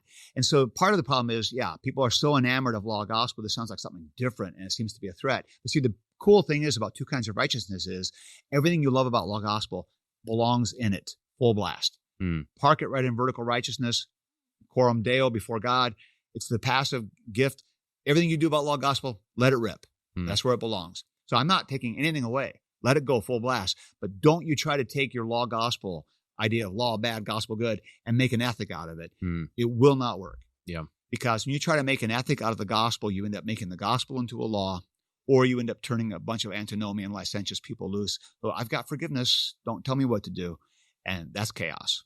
Do you find that the younger, you're teaching men every year, right? So do you find that these younger generation of pastors and men, are they more comfortable with that than they were 20 years ago? Oh, they come in often have been taught by some of their pastors because we've been teaching this for 20 plus years now. So it's starting to trickle down a little bit. And so a lot of them just kind of take it for granted. And I have to remind them how significant this is and what a gift it is to be able to function with this kind of attitude. So I think they're very open to it. And I find even older guys, realize, antinomians is a problem. People who are opposed to the law, this kind of this sloppy, licentiousness is a problem. And this addresses it. And it addresses it without creating new ideas, and addresses it without being evangelical. It's just being a good Lutheran, the whole of our theology. And there it is. It's beautiful. So I think, the guys I teach are very open to this and embrace it. And I've had people who have been very skeptical of the two kinds of righteousness. It's new. I haven't learned it. Who actually take the time to read. I told one person who wanted to do an interview with me, I said, I'll do it with you after you read my book. That was the stipulation I made. Well, a couple of months later, they came back and said, okay, I've read it. Let's talk. And they admitted, I was skeptical, but having read your book, you convinced me. Yeah. You persuaded me. And that was encouraging to me. And it's not because I'm so smart or I made such a good argument. It's just because it's what Luther did. It's what Melanchthon did. It's what was there. And that's the cool thing about it. Are you familiar with, or did you go to, what is it? The Law of God is Good and Wise? It was a conference? No. Okay. It was a conference. I forget where it was, but it was, it might go every year, but I remember I watched some from last year, and you're right. So the Law of God is Good and Wise. You can tell kind of what the focus is, but there were a couple speakers, and I know some of these guys, and they all said kind of the same thing, where they're like, to be honest, I didn't teach it this way 20 years ago, but I've kind of repented and I've switched. And that's fair. And I think that has been a good movement. It has been really good movement. Sometimes I take for granted that this has all been settled and solved, and I have students who say not quite. Their experiences either in the parish or their congregation say there's still some room to go here. But I think we are making some movement here. I hope it runs parallel to like vocation. When I was a student at the seminary 40 years ago, we didn't hear much about vocation. That's been rectified. Vocation is much more prominently talked about, and Veith gets a lot of credit for that, for the, kind of really putting it out there. This is good. So we've rediscovered Vingren. Awesome. High time. And so, because this is a huge thing. So I'm hoping maybe we'll get the same kind of, maybe a more robust ability to actually do ethics and engage the moral life without fear. And I think the two kinds of righteousness becomes a really useful paradigm to allow us to do that without being so fearful. Yeah. And I think it's, for myself, there's been times where I've been turned off, and this is probably always the case for everyone, right? But there's things you encounter where it like kind of turns you off, and then you have to wrestle with it, and I mean by like your own faith. So like, and I wouldn't have been able to articulate it well, but it was, and I would go to Peter Scare and ask these questions a lot because he was my advisor, right? So and things would bother me like with like double predestination and some of these other areas, and I mean one of the areas was with that whole predestination, it was this aspect of like I do have to decide to go to church. Right. Like I'm not being manipulated to go to church. That's right. And whether or not go to church, like that does affect, to your point, like that does affect actually my relationship with God. Yep. And so I would wrestle with and that really bothered me, because it Yeah. was like decisions matter, and that is actually the only experience of life. Like I only experience decisions. When I speak, I'm deciding what to say. That's right. When I interact with my wife, That's with right. my kids, when I wake up in the morning, I decide whether or not I get out of bed or not. I Yep. mean, all the time there's decisions of Yep. the right thing, the wrong thing, or the better thing and the less good. I mean, Yes. that's all that life is. Yep. I shouldn't say all that's life is, but that's at least your No, it experience is. as you It's go one through. after another. Yeah, Yeah. That's right. And not to have guidance or to be able to speak that God's goodness is being shown in a kind of didactic way of forming that Mhm. into virtue, like that makes Christianity into something that's just kind of ethereal, and it's just kind of an idea, but it doesn't manifest into real life. Bingo. And when you miss that, it seems like in many ways you've missed almost everything. I couldn't agree more. That's exactly right. And see, that's to me, the two kinds of righteousness opens that up, because everything you're describing about the daily decisions, the getting out of bed, the doing the job, that's all active righteousness stuff. And it all matters. Luther wraps up his little commentary, his little introduction to the Galatians commentary by saying, when I have this righteousness in me, this vertical righteousness, this gospel of Christ, he says, I descend from heaven into another realm, like the rain from heaven, making the earth fertile. And then if I'm a magistrate, I do my job well. If I'm a father, I teach my children. If I'm a pastor, I preach the gospel. He throws pastor in this civil realm of the just do your job and serve others. And he said, and in other words, I do what I need to do for the sake of those around me. This captures it beautifully. And it's right there in that delicious, so Lutheran imagery of the rain coming down. So I'm in this righteousness of God realm, the vertical righteousness, but then I've returned to this other realm of active righteousness. I've got things to do. I've got decisions to make. I've got stuff that has to be done. And those decisions have eternal impact. They do. How that fits together with divine sovereignty and divine monergism and human accountability is probably the core mystery of our faith. It really is. And you leave it there as a mystery is your point. That's the point. Yeah. And to go back to our first discussion, see, what makes a Lutheran is we're willing to live with the discomfort of illogic. And a lot of Catholics and almost every Calvinist won't. They don't like illogic. There's got to be an answer. God gave us brains, darn it. We should use them. And Luther's like, God gave me a brain and I screwed it up. I can't trust it. Huge difference. Huge difference. And so, and I've come to the conclusion that, the whole crux theologorum that you're describing, the divine providence over against human accountability, how do you reconcile those? You don't. And this is Luther's point in the bondage of the will. And see, when I was going through the seminary, I was taught, those election questions, that's heavy duty stuff. Don't drop that on your people. That's heavy stuff. Try to steer away from that. And that's kind of the general attitude. I take it exactly the opposite approach now. To me, that is the core issue. And you got to come to terms with it. Either you're a human in charge or God's fully in charge, or you take the scriptural truth, which God's fully in charge, you're fully accountable, live in it. You've got to just deal with it. And it's core. And it pops up all over the place. Pops up in soteriology, pops up in Christology, it just pops up all over the place. And you just got to come to terms with it. So there's definitely groups within Lutheranism that would, as you said, that, they would actively push back against that, against this understanding, or, some people call it a soft antinomianism, or, whatever, whether it is or not.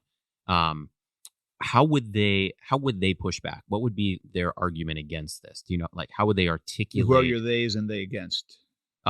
Against you, like what you're putting forth here, okay. not just the categories of, perhaps the category of two kinds of righteousness, but at least kind of this focus then on, but we also need to be cultivating virtue in the active righteousness. Yeah. The concern is always, and this was Luther's concern, and it's legit, and I share this concern. The concern is always that if you emphasize so much the doing, that you will end up sacrificing the beauty and the power of the gospel. And so it's always this tension.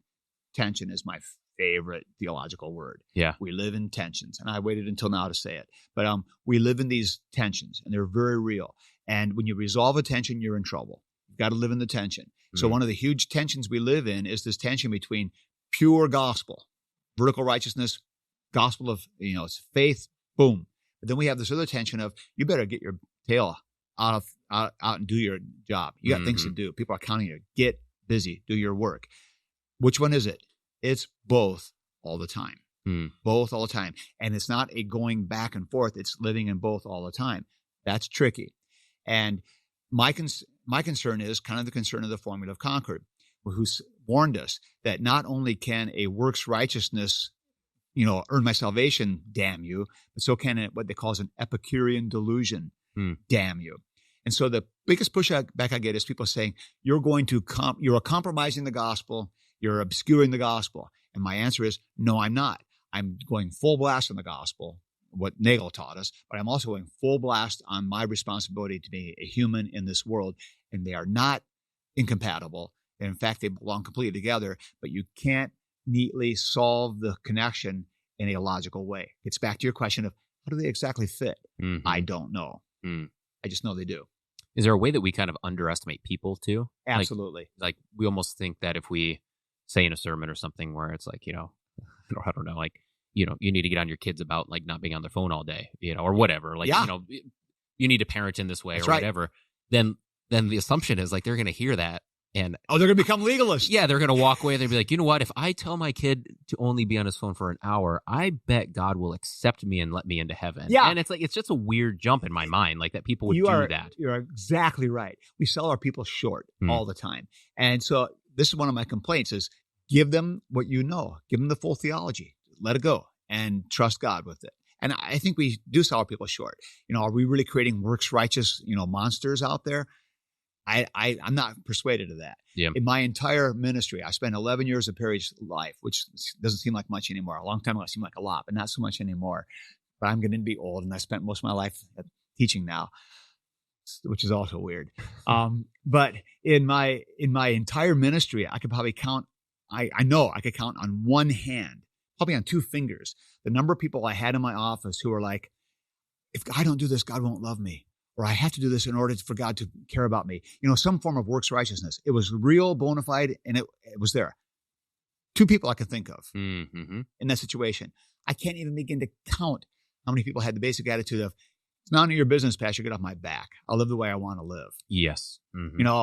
Quit telling me how to raise my kids. Quit telling me how to spend my money. Quit telling me how to drink. Quit telling me what movies to watch. None of your business. Wait a minute. I can't even count that. Yes. And so what's your problem? Is your threat works righteousness or is your threat Epicurean delusion? Mm-hmm. What's the real threat? Yeah, I'd agree 100%. That's been my experience over 8 years. All right. I'd have to think. Nothing would jump out at me. I know I've thought about this before, so this is not just shooting from the hip here, but yeah, I don't know if I've ever run into that situation where it was just a kind of blatant like works righteousness. Yeah. But yeah, obviously across the board, people are always justifying wrong actions and usually using kind of a gospel freedom to do it. I mean, there was a great example. So it's not usually explicit, but it's implicit.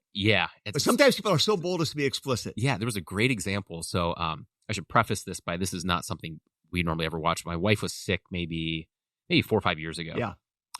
So she was homesick all day. So she decided to watch The Bachelorette. No, Bachelorette. So it's the woman many dating all these different guys, right? Which is it's not something we watch. It's not something she watches. It's not. But she was sick, and I came home, and she was so excited about the scene she saw. She's like, "You have to watch this." So it was a scene where I think it was towards the end. So there's like 3 or 4 guys left. Yeah. And so they have like these like overnight dates, right? And one of the guys, and of course they're playing this up, but one of the guys is a Christian. Okay. And he's like, "Hey, I just want you to know that like if you're going to be sexually active on these, like you should just tell me because this isn't going to work between us. Like I'll back out of this, right? If you're going to be sexually active." And she was triggered, so she was all upset. Yeah. She was, how can you tell me what to do with my own body and all this kind of stuff? But the very interesting thing was she was a Christian, and she said, how can you judge me? Jesus doesn't love me, or Jesus loves me and doesn't judge me. Holy smokes! Right. So she was this like Jesus. Jesus loves me. Like, how can you judge me? I never. But it was such it was such like an obvious example of what we're talking about here. It's this notion where you kind of take this Jesus loves me notion, you turn it into a platitude, and you kind of wave that. Yeah. And then what it does is it just kind of ruins everything else, right? To where like now I can go do whatever I want. That's right. God accepts me as I am, and therefore I can be as I am and just be content with that. And that subverts everything. That's a serious danger, and it's a danger that's very prevalent throughout our culture. I agree. Widespread. I agree. Absolutely. Oh, that's an outstanding example. I had not encountered that one before. I couldn't tell you what episode or season. What episode or season it was. I'm sure I could ask my wife. No, that's quite compelling. Bennett, do you remember? You're a big Bachelorette guy, right?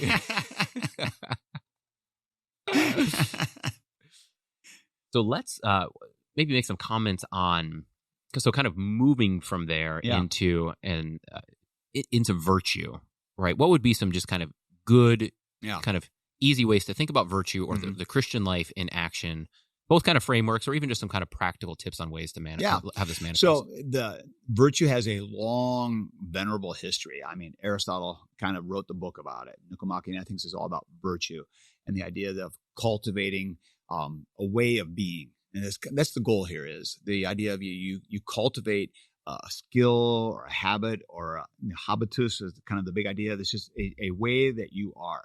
So the whole premise of virtue is that you're not just doing a checklist of activities or trying to meet some kind of code for your own sake of your own personal rectitude.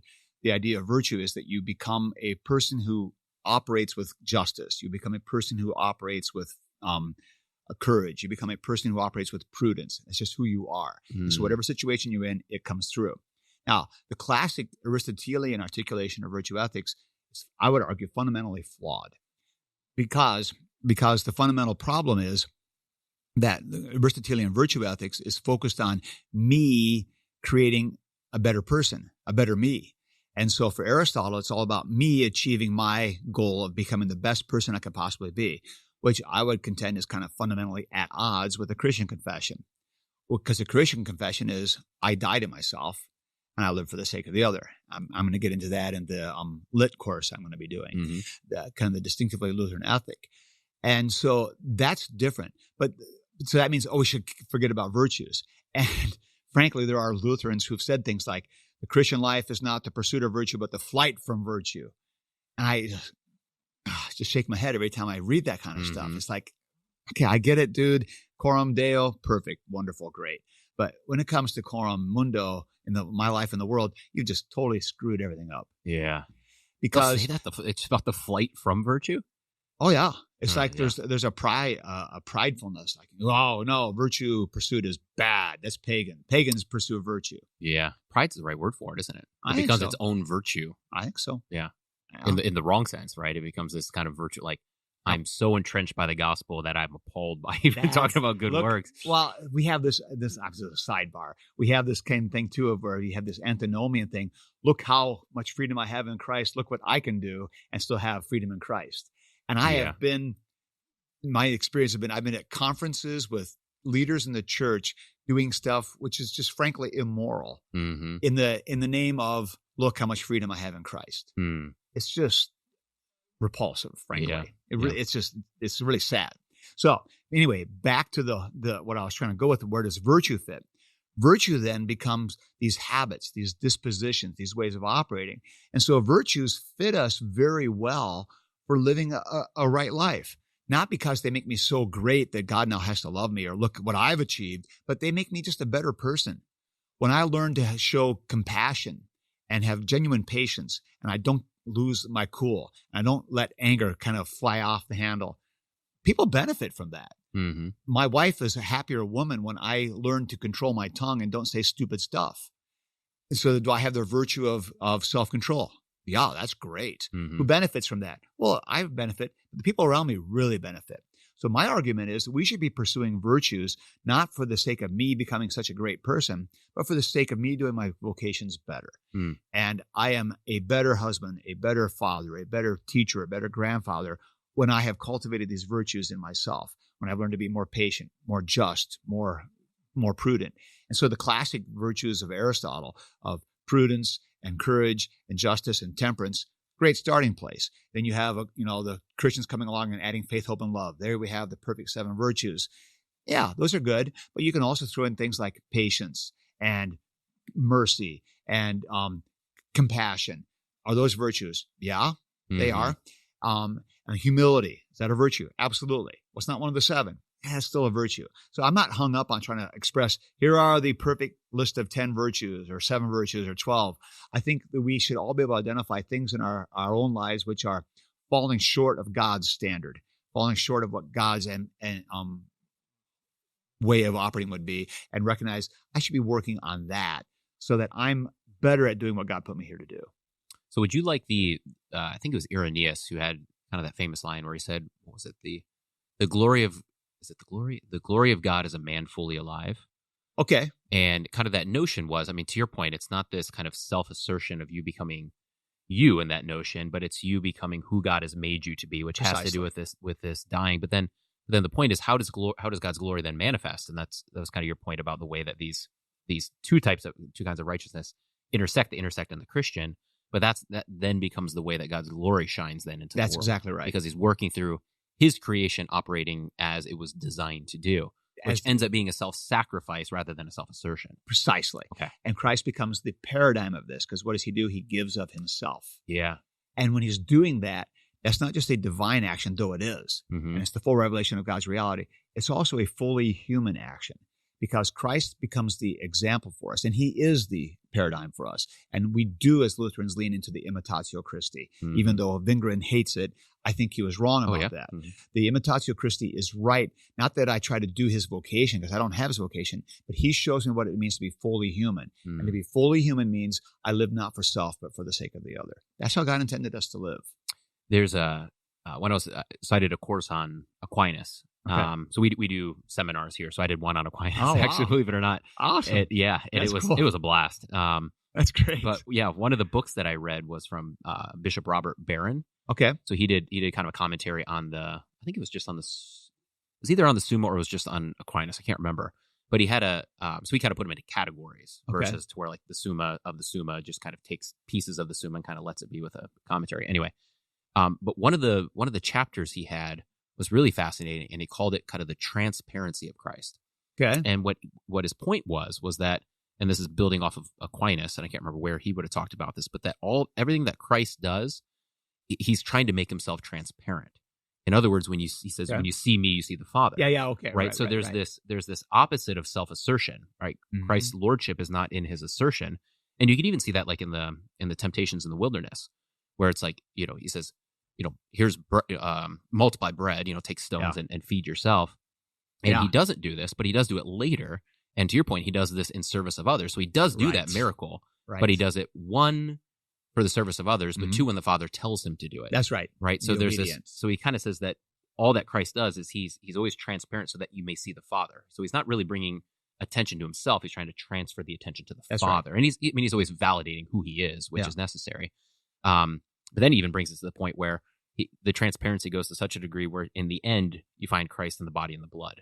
Yes. Right. So he actually his whole goal is for you to consume him. Yes. So that he may now, be manifest in you. Yep. But then that forms the Christian life, where to your whole goal is to become kind of transparent, to whereas the Father who designed you, Christ who has redeemed you, then ends up working through you. So you become transparent to the Father, so that the person you're interacting with is then seeing Christ and not seeing you as a way to kind of get in the way of that. That's beautifully said. I think it parallels quite nicely Luther's whole concept of the mask of God.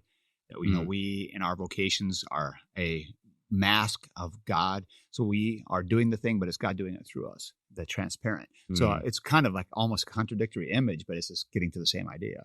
Yeah.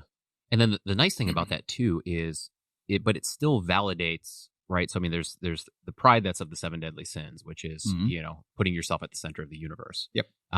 But then there's, people always get hung up whenever because I did a course on 7 deadly sins too. And I'm doing one for lit. Yeah. And the pride one, some people got really hung up on that pride because they're thinking like, son, I'm proud of you.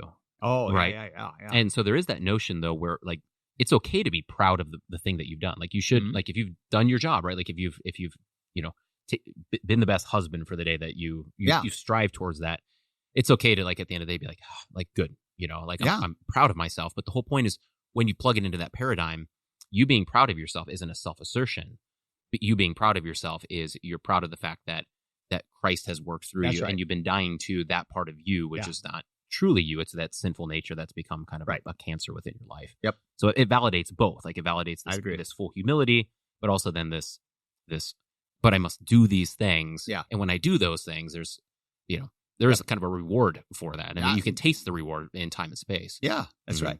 That's exactly right. That's great. You're doing 7 deadly sins, huh? That's cool. Yeah.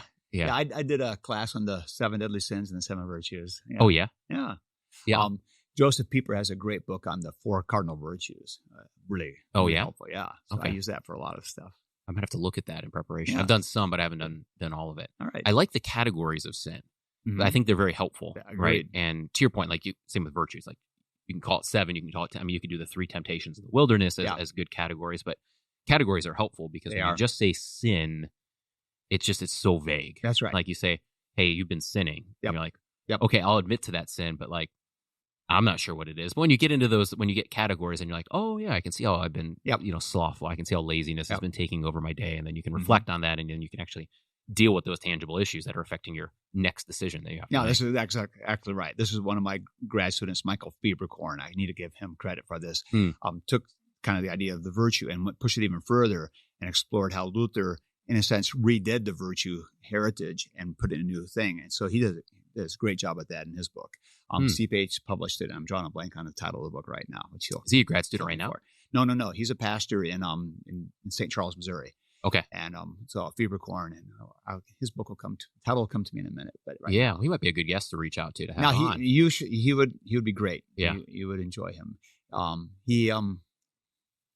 need to get this book. He wanted to call it Killing Sin or Killing Vice. To look it up. Is that what it is? Killing Vice? No, that was what he wanted to title. But CPH didn't let that happen. He wouldn't let that be the title. What's his last name? Fieberkorn. Fieberkorn. Michael Fieberkorn.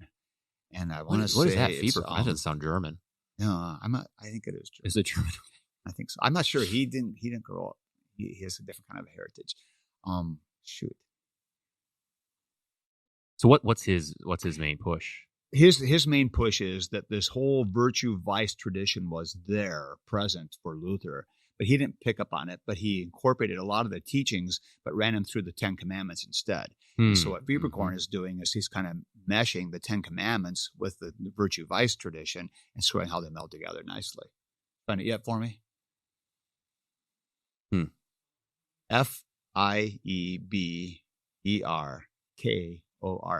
Everyone's going to know Fieberkorn's name by the end of this. Or you can edit this out. Yeah. Or not. Well, if he finds it, just yell it out if you find it. Okay. So we're probably running close to we could probably find it. Oh. Battle of the Soul. Battle of the Soul. Luther reforms vice and virtue. Okay. Battle for the soul. Yep. That's it. There is a sense in kind of academia, isn't there, where the spotlight has to be shined somewhere. Yeah. Right. Always. So like for you, it was, the 2 kinds of righteousness. That's right. And that shined. And to your point, like you said earlier, you were like that new idea opened things up. But to your point, it wasn't a new idea, but it was new to you. That's but right. once that light gets shined, then people start to look in that area. Then you get people that are like, and they're going, oh, wait a second, this was here. And like, oh, but and this book applies to that. And that's the fun of it. And it's never ending. And when you kind of start in the academy, you think, oh, I want to make a contribution that, then you begin to realize you're just kind of just really, moving things around, bringing people. Phrase we use a lot is bringing people into conversation with each other. And so you're right. It's kind of cool when you shine a light on something and it opens up something else. Says, "Oh, that's great." It's kind of exciting. Yeah, a little gratifying. Let me ask you maybe one more question, and then we'll wrap up. There it is. Yep. Battle of the Soul. Luther reforms vice and virtue. Oh, look at that from the foreword by Reverend Dr. Joel D. Biermann. What's the D for? David. That's my middle name. Is it? Yeah. Great middle name. Yeah. Is that your father's name? No. Okay, that was my father's name. Oh, was it? That's our tradition. Yeah. All right. So let me ask you, what would you like to see in the church over the next 20 years? What are some things that you're not just wishful thinking, but that you're hopeful? What I would like to see in the church in the next 20 years is the church not to be afraid. And knock off this fear of losing our status, get over being marginalized, quit worrying about, losing our special privileged position of the Constantinian kind of way of things of operating. Get over it, be done with it. And so the church needs to embrace who she is as a church. I would love to see the church get much more serious about actually living the life of following Christ as a community together, where everybody says there's an expectation of sacrifice and of differentness. And I think the world's going to make it easier for us because it's going to be more and more difficult to be a good Christian and a good American. You're going to have to kind of make choices. And I think that's fine. And then instead of the church trying to figure out how to bridge them and keep that from being so painful, we should just kind of own it. We are different. We follow Christ. We're different. We're Christians. I would love to see the church embrace that and embrace it with confidence and quit haranguing about silly stuff like what kind of worship style you've got or what kind of constitution you've got. Let's not worry about these trivial things. Let's be serious about forming people to follow Christ so that they raise their families to follow Christ and that we get serious about actually living in anticipation of Christ coming again. That's what I'd love to see in the church. Are you hopeful? Are you seeing trends? I should add. I don't know about direction. Trends. I'm hopeful that if I can get, every year I get the chance to teach students, and that's a huge privilege. I take that extremely seriously. My time in the classroom matters a lot to me.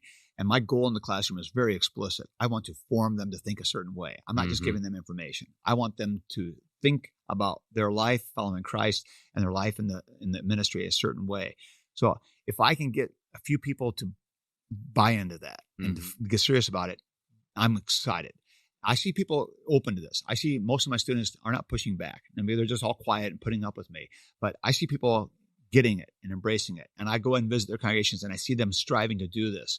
And I tell them all the time, if you can get 2 or 3 families to buy into this with you and get serious about it, and you can do this over the course of 10 years, that's a huge win. Yeah. That's how I look at it.